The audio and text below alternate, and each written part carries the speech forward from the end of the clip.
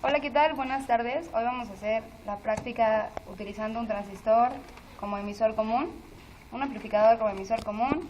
Nosotros somos el equipo 3, que está conformado por mis compañeros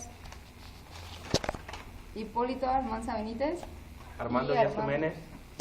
Bueno, para esta práctica necesitamos un multímetro, una fuente de alimentación, un generador de funciones y un osciloscopio.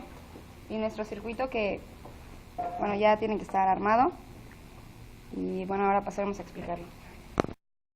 Una breve explicación de este circuito es que la señal que vamos a amplificar es la señal alterna, ya que la señal alterna es la que nos contiene información, porque no tendría caso amplificar la señal directa, ya que esta no contiene información. Pues en este circuito utilizamos las dos señales. Y la señal continua nos sirve para establecer el punto de operación del amplificador, que sirve para que esta señal no se distorsione. Las dos resistencias que tenemos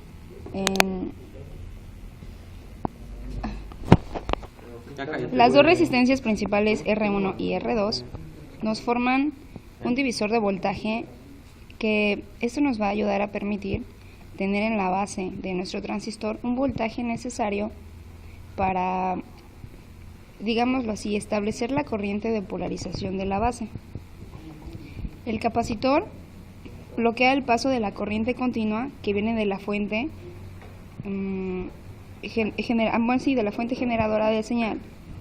El primero nos va a actuar como un circuito abierto para la corriente continua, y el segundo nos va a actuar como un cortocircuito para la corriente alterna.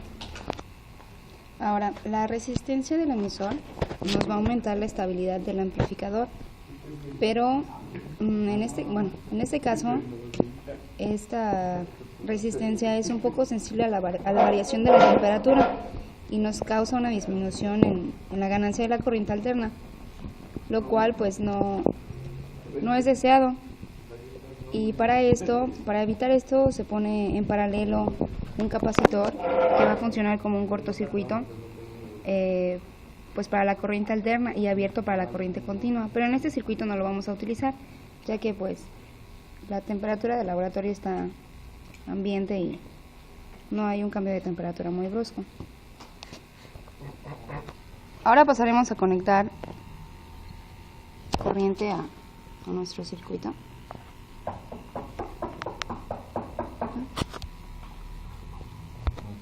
Bien, ahora conectado a nuestro circuito con el generador de funciones, con la fuente y con el osciloscopio, la señal de entrada es la de color amarillo, la de salida es la azul. Lo que estamos viendo, ahora con el potenciómetro podemos amplificarla.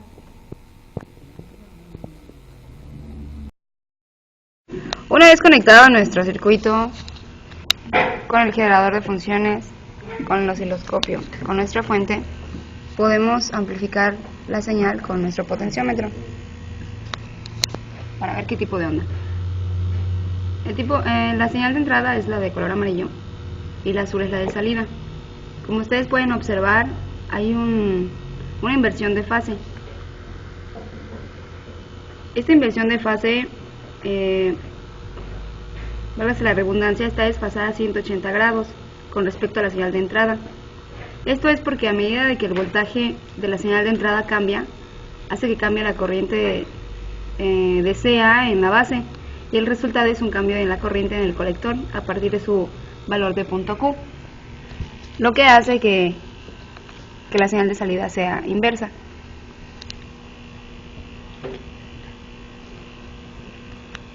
Una de las conclusiones de esto es que cualquier cambio en el voltaje de la señal de entrada produce un cambio opuesto en el voltaje de la señal del colector, lo cual constituye esta inversión de fase.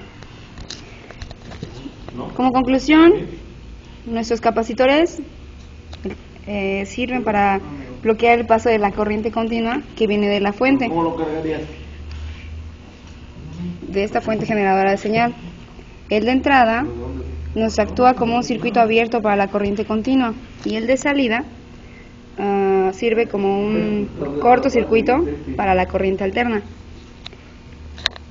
Las características del circuito son que la señal que se aplica a la base como entrada y se toma... Entra por el transistor, pasa por el colector y No, se toma en el colector como salida. El emisor es común tanto para las señales de entrada como para las de la salida.